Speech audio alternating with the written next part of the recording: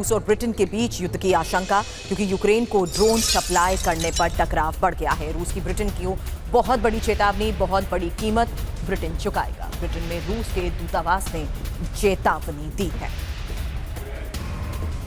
आपको बता दें, बड़ी खबर यह है कि अब ब्रिटेन की तरफ से मिल रहे ड्रोन्स के जरिए यूक्रेन सीधे मॉस्को पर वार कर रहा है। और यही वजह है कि अब बड़ा सवाल है कि क्या रूस की रेड लाइन को ब्रिटेन ने पार कर लिया है। इसलिए सवाल रूस वर्सेस ब्रिटेन। ब्रिटिश ड्रोन से रूस में यूक्रेन की स्ट्राइक, वहीं तेल रिफाइनरी पर ब्रिटिश ड्रोन से अटैक। हालांकि वेल्गोरोद और यरोस्लाव में यूक्रेन के हमले हुए हैं।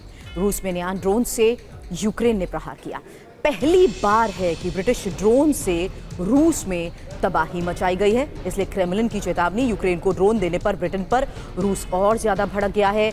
ब्रिटेन जानबूझकर युद्ध को और भड़का रहा है। यूक्रेन की मदद करने की कीमत ब्रिटेन चुकाएगा। इस बीच ब्रिटेन ने यूक्रेन को 10,000 ड्रोन देने का वादा किया है। और सबसे बड़ा सवाल यह है कि अब पश्चिम की तरफ से हाई प्राइस मिसाइल्स और रॉकेट से वार करने की बजाय इन्हीं लो कॉस्ट ड्रोन्स के जरिए यूक्रेन सीधा रूस पर अटैक कर रहा है। इसलिए अब आपको बताते हैं कि आखिर रूस की धमकी के बाद ब्रिटेन की तरफ से फिलहाल क्या कहा जा रहा है, क्योंकि ब्रिटेन नहीं झुकेगा। और एंडी बर्नम का कहना है कि यूक्रेन को 100% समर्थन जारी रखेंगे। हम फेयर वेदर फ्रेंड्स नहीं है, यूक्रेन की मदद से पीछे नहीं हटेंगे। इसके मायने ये है कि ब्रिटेन के रुख से पश्चिम तक युद्ध फैल सकता है। अब रूस के विदेश मंत्री की यूके को चेतावनी। बड़ी खबर यह है कि यूक्रेन को हथियार देकर जंग में शामिल हुआ है यूके। और रूस के विदेश मंत्री सर्गेई लावरोव ने कहा, मुझे ब्रिटेन के लिए बहुत बुरा लग रहा है। अब ब्रिटेन को इसके नतीजे भुगतने होंगे।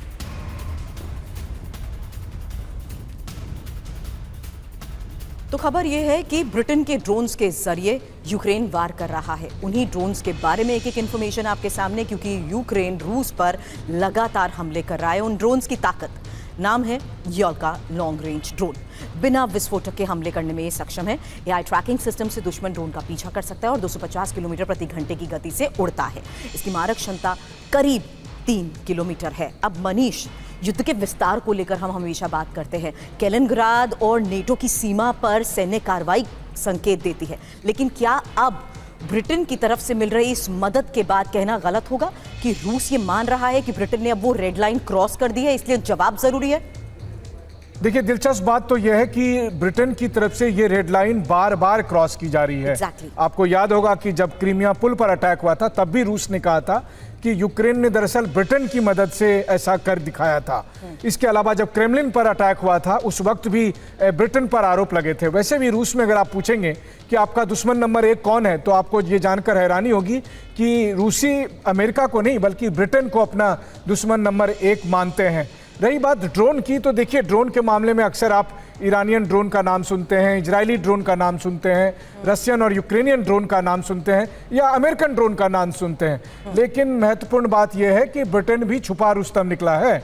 यानी कि ब्रिटेन ने ऐसे ऐसे ड्रोन डेवलप किए हैं जिसकी मदद से यूक्रेन रूस के किसी भी कोने पर लंबी दूरी में स्ट्राइक कर सकता है और रूस को काफ़ी नुकसान पहुंचा सकता है। यही वजह है कि आज आप देखिए कि रूस के विदेश मंत्री हों या क्रेमलिन की तरफ से लगातार ब्रिटेन को यह धमकी दी जा रही है कि आप अपनी हरकतों से बाज आएं, वरना हम आप पर सीधे अब अटैक करेंगे। क्योंकि ब्रिटेन ने दरअसल महारत हासिल कर ली है और उसने इस हद तक एम्पावर किया है यूक्रेन को कि आज की तारीख में यूक्रेन रूस को सबसे अधिक चुनौती इन्हीं ब्रिटिश ड्रोन के मदद से दे रहा है।